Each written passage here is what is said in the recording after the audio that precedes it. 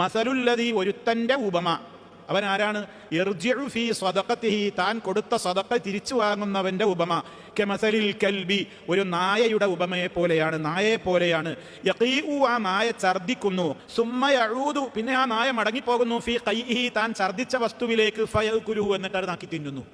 ഇതിനോടാണ് കൊടുത്തത് തിരിച്ചു വാങ്ങുകയും അത് ചോദിക്കുകയും ഒക്കെ ചെയ്യുന്നവനെ നബി സല്ലല്ലാഹു അലൈഹി വസല്ലമ ഉപമിച്ച് പറഞ്ഞു. അപ്പോൾ വിഷയത്തിന്റെ ഗൗരവം അറിയാനാണ് ആ പ്രയോഗം.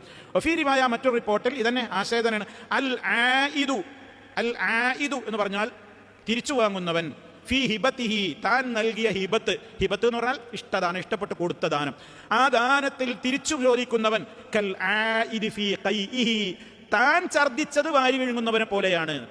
താൻ തന്നെ ഛർദിച്ചത് താൻ തന്നെ തിന്നുന്നവനെ പോലെയും കൂടിയാണെന്ത്, മറ്റൊരാൾക്ക് താൻ തന്നെ കൊടുത്തത് അയാളിൽ നിന്ന് തിരിച്ചു വാങ്ങുന്നത്. അപ്പം അത് ഇസ്ലാമിക് സൊസൈറ്റിയിൽ വളരെയേറെ ശ്രദ്ധിക്കേണ്ടുന്നൊരു കാര്യമാണ്. സമൂഹത്തിൽ ഇതൊക്കെ നടക്കുന്നുണ്ട്.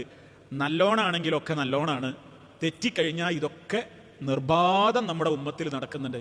അതാണായാലും നടക്കുന്നുണ്ട്, പെണ്ണായാലും നടക്കുന്നുണ്ട്. മറ്റവനെ കൊണ്ട് തിരിച്ചു വാങ്ങിപ്പിക്കുന്ന ഭാര്യമാരുണ്ട്. എന്തെങ്കിലൊക്കെ കൊള്ളുക, എന്തിനൊക്കെ നിങ്ങളെ കൊള്ളുക എന്ന് പറഞ്ഞാൽ തെറ്റിമൊക്കെ പ്രേരിപ്പിക്കുന്ന ഭാര്യമാരുണ്ടാകും, അല്ലെങ്കിൽ പ്രേരിപ്പിക്കുന്ന കുടുംബങ്ങളുണ്ടാവും. നിങ്ങളതും കൊണ്ടല്ലേ ഓത്രക്കായത്, വാങ്ങിന്നും തിരിച്ചിട്ട് എന്താ അങ്ങനെ നടക്കുന്നത് വലിയ സുജായിയായിട്ട് എന്നൊക്കെ പറഞ്ഞ് പിരികയറ്റി മുറുക്കി അത് വാങ്ങിപ്പിക്കുന്നവനുണ്ടാകും. എല്ലാവരും ഇതിൽ പങ്കാളികളാകും. ഇത് പാടില്ലാത്ത സംഗതി. അത് കൊടുത്തു, ഇനി അവൻ അതിനെതിരെ വല്ലതും ചെയ്യണം, അവൻ പഠിച്ചോനിട്ട് ആയിക്കോട്ടെ എന്നല്ലാതെ ഇനി അത് ഞാൻ തിരിച്ചു വാങ്ങിയിട്ട് എത്രത്തോളം വാങ്ങണ്ട. അതിൻ്റെ പേരിൽ ഒരാളോട് അതിങ്ങനെ ഇടയ്ക്കിടയ്ക്ക് അയാളങ്ങനെ പറയുന്നത് പോലും ഇസ്ലാം വിലക്കിയിട്ടില്ലേ? നമ്മൾ കൊടുത്ത സ്വതക്ക ബാത്തിലാവുന്നല്ലേ പറഞ്ഞത്.